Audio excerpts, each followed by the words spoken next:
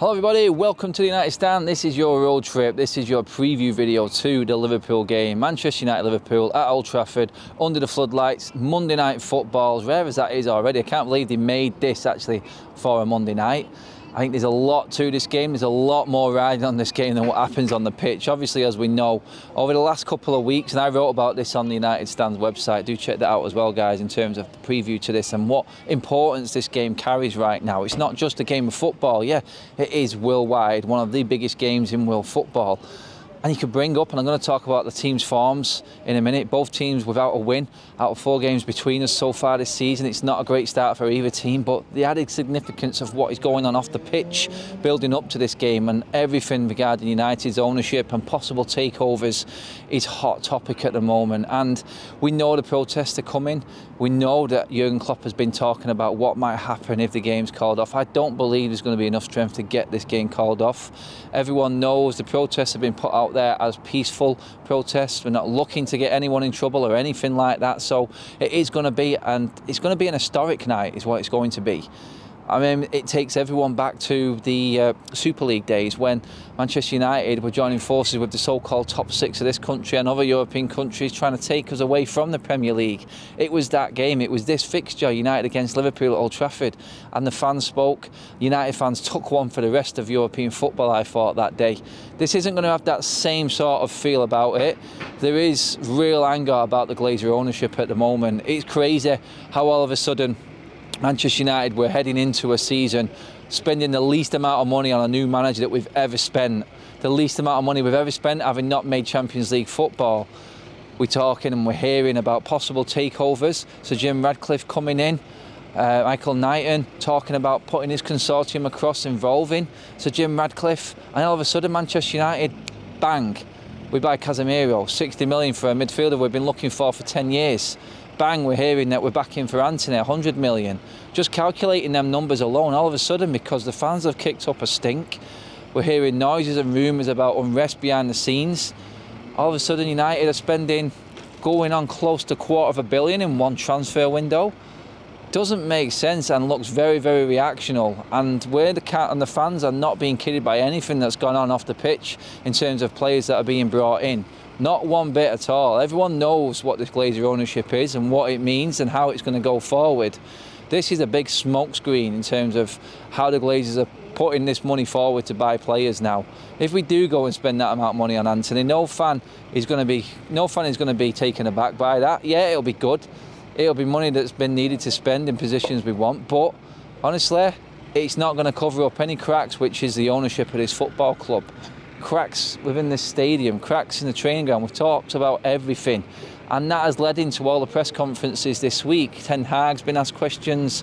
Obviously, Jurgen Klopp has been asked questions. Jurgen Klopp, in fact, before this game, in his pre-match press conference, has been defending Erik Ten Hag. He's been talking about comments made on TalkSport by Gabriel Bonglaho. I'm sure everyone's seen it and heard it.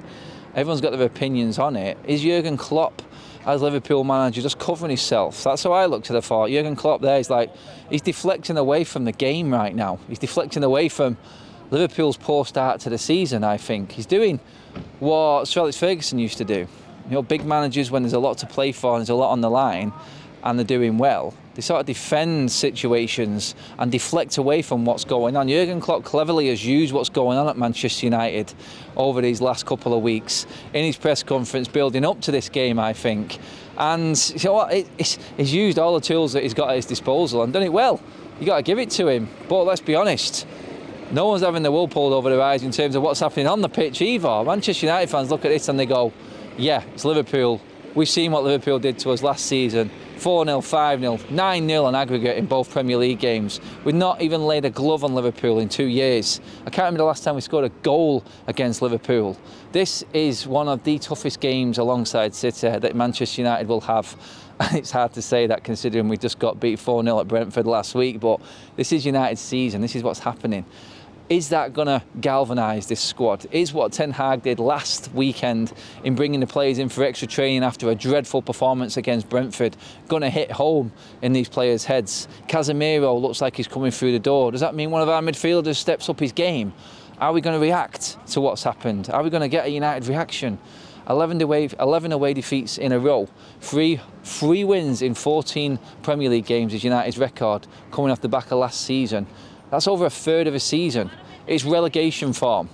Are these players going to ever react? Are we going to get it against Liverpool on Monday night? Is it going to be under the floodlights at Old Trafford? Are we going to see something? I don't think so.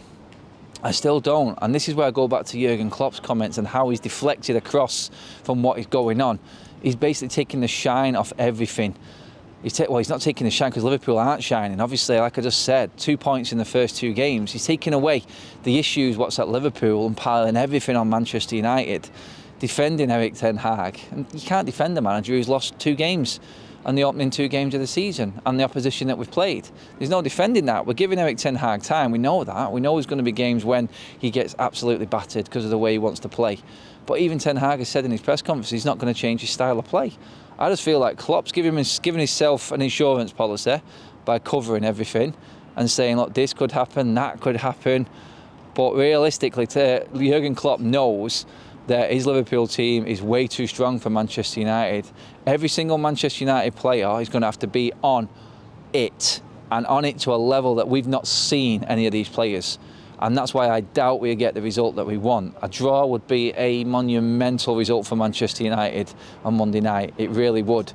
And that is crazy saying that, but that's the standards that we've got to. And that's where we're at as a team right now. Jurgen Klopp will be going into this game saying, guys, we did this last season, home and away.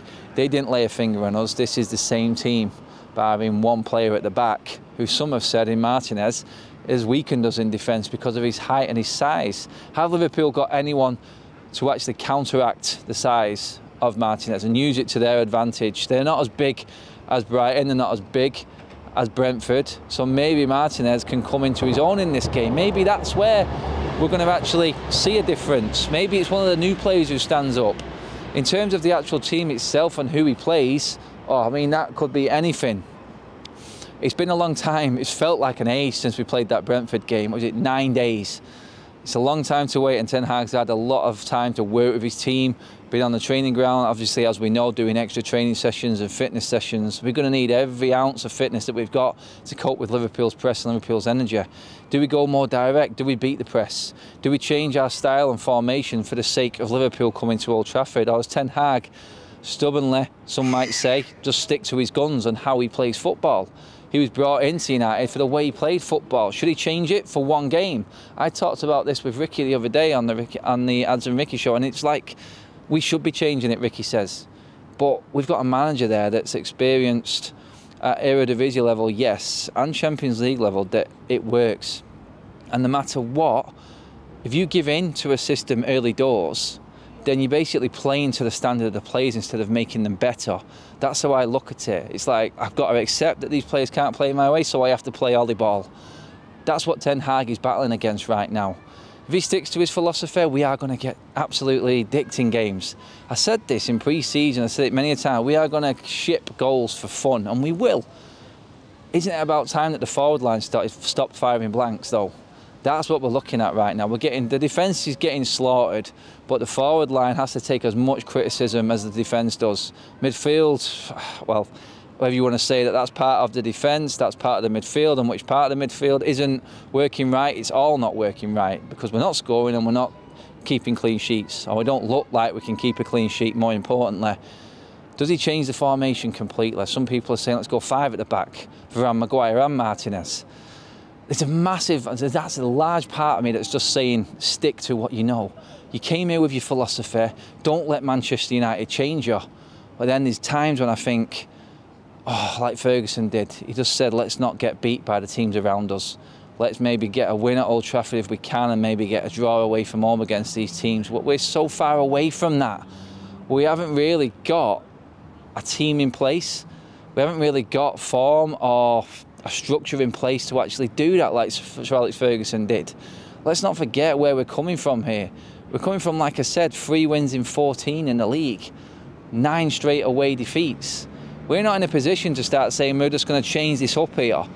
When you're working well, when the system is in place and you know where every single player is comfortable as a manager, and you can chop and change little bits and just change up formations, pretty much like Pep Guardiola does, then fine, fair enough. For a game coming around like this, it's not a problem.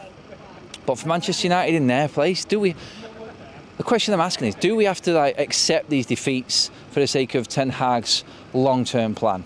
Not accepting that we're going to just drop down to a different level altogether just to suit players that aren't good enough to play in this Manchester United shirt? Or is he the first man that actually says, no, I'm sticking to my guns and we're playing this way no matter what? Hopefully we'll get the investment like we're seeing, and better players can come in and fit into this system better. It's going to be hard to take for a lot of United fans that we're going to lose 3 games in a row. A lot are just writing this game off. Like I said, I'm not completely writing it off. I know what score prediction I've gone for. I'll come to that in a minute. But I think a lot of United fans tonight would accept a bit of a performance. That's what they would be accepting. It accepts that the team has took on instruction and maybe it's not worked. Maybe you could see exactly what the player was doing, but the execution wasn't good enough. They have to grow into it, and it is demoralising conceding goal after goal after goal. But if David De Gea didn't make them 2 early mistakes, Brentford could have been a different ball game. It was an even game. Individual errors can change games, goals change games. But when David De Gea does what he did last week against Brentford, we don't stand a chance. And everyone just went down a notch after that. And sometimes you can't count for that in a game of football.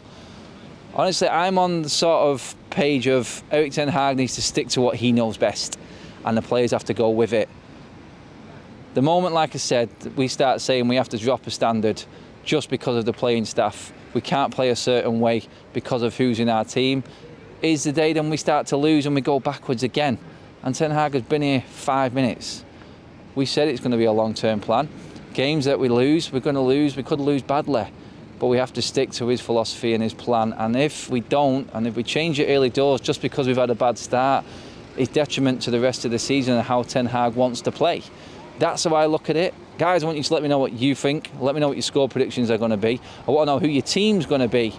Honestly, I'm not changing much. The same back 4, except I'm taking Maguire out and bringing Varane in. It's Varane and Martinez for me. I would love to have I love for Casemiro to have been in already and can be playing in this game, because him in front of Martinez and Varane would be my dream team.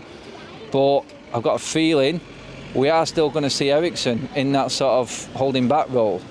I think it will change a little bit in terms of how he sets the players up. The personnel, I don't think there's going to be that much change. It's like, do you agree with what Ricky says? Does Scott McTominay have to come in for his combativeness? I believe that Scott McTominay is a yellow card and red card in this game waiting to happen. I don't know what you feel. Fred is completely out of form. Is Donny van der Beek going to do any worse than Fred and McTominay? That's what I'm going to ask. That's the question. Does Ten Hag have enough trust in Donny van der Beek to provide that defensive cover that he thinks Fred might cover? Because Fred's given us nothing. Donny van der Beek can tackle, Donny van der Beek can get up the pitch and get back if he needs to. So there are elements there that say that Donny van der Beek will work.